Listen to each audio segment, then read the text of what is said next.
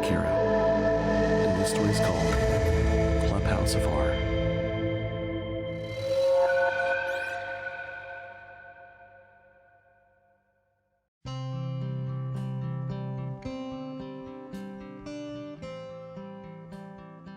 The only thing a child should be concerned about is going to school, having fun with friends, and making good memories. A child should not have to worry about how they'll survive in a living nightmare. Decades ago, in a small town in the middle of nowhere, there was a group of kids named Amber, Lewis, Daniel, and Tyler. A ragtag bunch that were known as the Weird Kids. But they had each other, so nothing else mattered. Amber was tough. Her family had a farm a few miles away from town, and every day after doing her daily chores, she'd bike all the way to school. She was always down for adventure, and her dad taught her all sorts of things. Lewis was quiet. He lived with his grandparents, and even though he didn't talk much, he was extremely good with drawing. He really lit up when something caught his eye for him to draw. Daniel was a punk. Yet despite his tough guy exterior, he was a big softy inside. His dad wasn't the greatest, but he was a kind kid who'd do anything for his friends, even picking a fight or two. And then there was Tyler, who came from a good family, and was the smartest kid in the group. He loved to learn something new, and you'd always find him with a book in his hand. These four were always together, and when they weren't together in school, you'd find them at their clubhouse. Amber's dad had an old barn on their property that was left unused, so one summer she offered it up to the group of friends, and they transformed it into their secret spot to hang out. Together, they spent all summer cleaning it up and decorating it with their favorite things.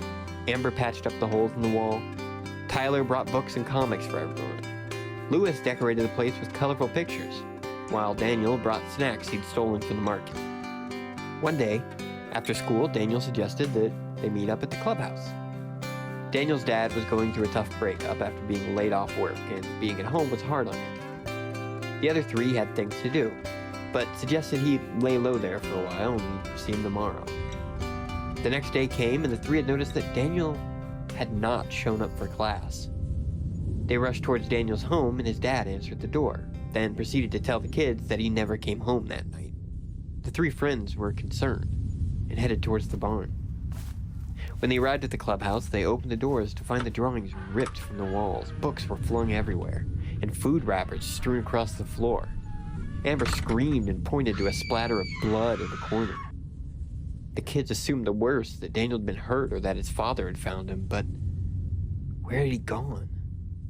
Amber rushed towards her home, thinking that maybe Daniel had fled there.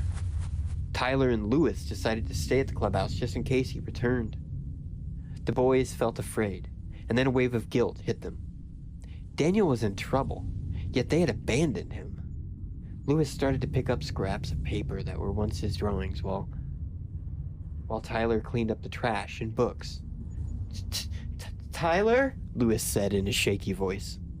Tyler turned to see Lewis holding up a drawing, but it wasn't one of his. On a crinkled sheet of paper was what looked like a drawing of a stick figure, laying down in a pool of blood with red smears across it. The sun was setting and it was getting dark. The boys wanted to stay longer, but they were too afraid to sit there alone. Lewis went to open the door, and Tyler heard a muffled scream. Lewis was being suspended in the air, his mouth clenched in the hands of a man wearing a white jumpsuit covered in blood. "Get out of my home!" the man snarled under his breath as he stepped towards Tyler. Lewis's muffled screams filled the clubhouse, and the man let out a frustrated groan. Ugh! The man threw Lewis into the ground, and Tyler's ears were filled with a sickening snap. Tyler took careful steps backwards, asking what happened to Daniel. The man lunged at him, and soon his hands were wrapped around Tyler's throat. The pressure on Tyler's neck was intense. He felt as though it would snap at any moment. "This is my fucking home!" the man shouted, his saliva dripping onto Tyler's face. The young boy looked into the eyes of the killer, and his vision began to blur, tears welling up in his eyes as he saw the pure hatred on this man's face. Tyler's consciousness was fading, and the man's words My home! My home! Consciousness was rang in his ears. The man let go of Tyler as an agonizing scream filled the air. Ah! The boy watched as the man flailed in the darkness, a crazed Lewis on his back, broken wooden shard of the barn gripped tightly in his little hand. Lewis was clinging to the man with almost every ounce of strength he could muster. His teeth were sunk into the man's jumpsuit.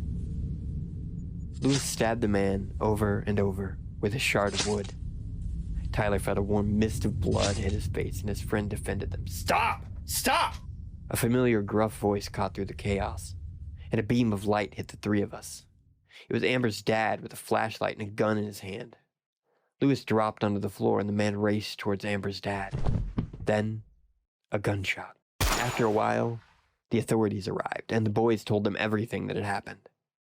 The man had escaped from a nearby hospital, and the sound of the gunshot was enough to stop him. Lewis and Tyler had a few bruises and broken bones, but were otherwise unharmed.